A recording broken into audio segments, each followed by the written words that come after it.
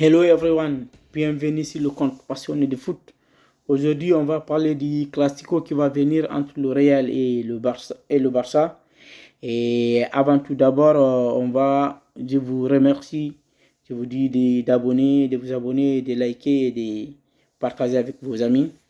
Et avant tout d'abord, on va parler de ces polémiques actuellement qui règnent au Real entre Valverde et son coéquipier Tchouaméni. Il y a eu des disputes entre eux. Apparemment, lors d'un entraînement, Tchouaméni a taclé violemment Valverde qui n'a pas aimé. Et lui encore, il a payé plusieurs fois ça à Valverde de façon mal intentionnée.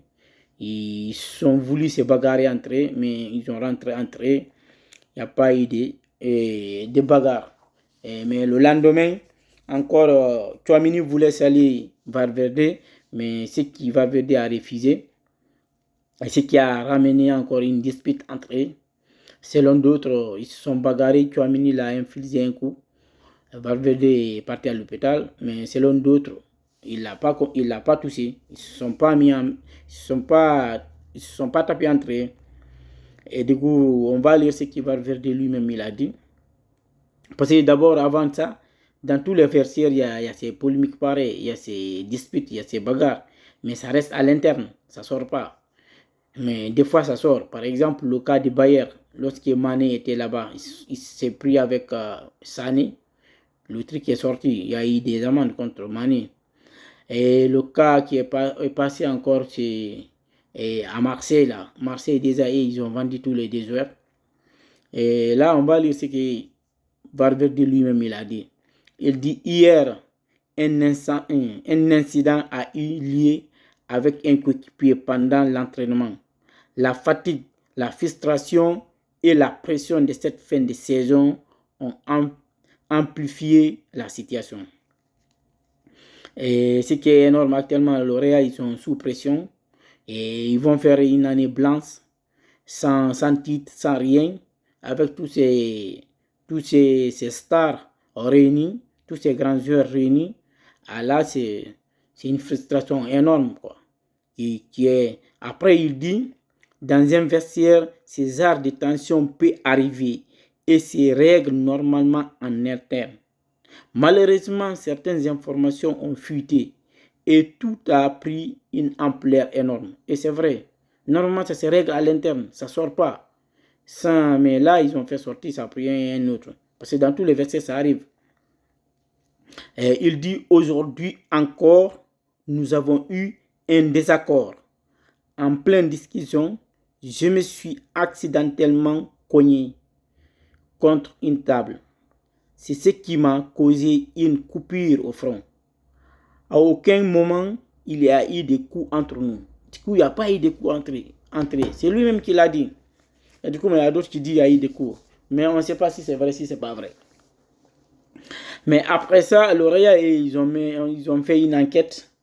Et après cette enquête, tous les 2 joueurs sont réunis, ont reconnu leur tort. Ils ont regretté ce qu'ils ont fait. Ils se sont présentés des excuses entre eux. Après, ils ont présenté des excuses aux supporters, à leurs coéquipiers et à l'entraîneur et au club. Et encore, on les a infligé une amende de 500 000 euros chacun, ce qui fait 1 million. Chacun a été sanctionné de 500 000. Et c'est ça, des choses arrivent, et ça ne sort pas. Mais là, c'est sorti. Et là, après ça, maintenant, on va parler du Classico. Et le Classico, là, ça arrive au mauvais moment pour le Real Madrid, qui est actuellement sous tension, qui n'est pas en forme, qui a beaucoup de blessés. Et il y a beaucoup de joueurs qui sont blessés actuellement au Real. Et l'équipe n'est pas en pleine forme. Et le Barça, c'est le contraire. Sauf Lamine Yamal qui est blessé. Sinon, tous les autres joueurs sont là, sont en pleine forme. Ils vont entamer ces matchs en pleine forme. Mais moi, il y a quelque chose qui me rappelle entre le Real et le Barça. Si le Real est en pleine forme, le Real souvent il perd l'air classico. Et la même chose, si Barça est en pleine forme, il perd l'air classico. On a vu lors de cette année, le premier Classico, en ce moment, le Barça était en pleine forme. Le Real n'était pas en pleine forme, mais le Real est venu gagner ce Classico. C'est le retour là. Mais ce qui encore va faire mal, ce qui accentue ces Classicos, parce que pendant ces Classicos là, si le Barça gagne, il devient champion devant le Real là-bas. Et s'ils font match nul, il devient champion. Et ça ramène une autre chose, un autre piment dans ces Classicos. Parce que là, le Real ne va pas accepter que Barça devienne champion devant eux. Parce que s'ils acceptent d'abord, Barça devient champion, c'est une honte pour eux, c'est une honte pour nous les supporters, c'est une honte pour le club même. Et cette chose, je pense qu'ils ne vont pas accepter. Ça va les remobiliser.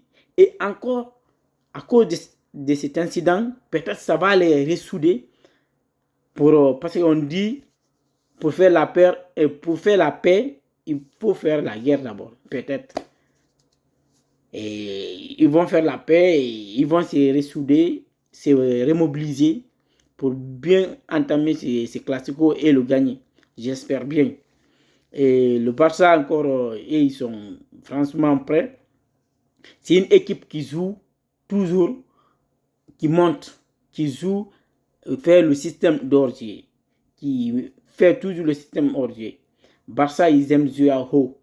Ils n'aiment pas défendre. Mais pour jouer avec le Barça, pour battre le Barça, il ne faut jamais défendre.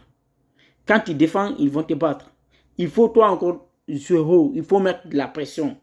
Il faut jouer en équipe, en mouvement, attaquer ensemble, défendre ensemble.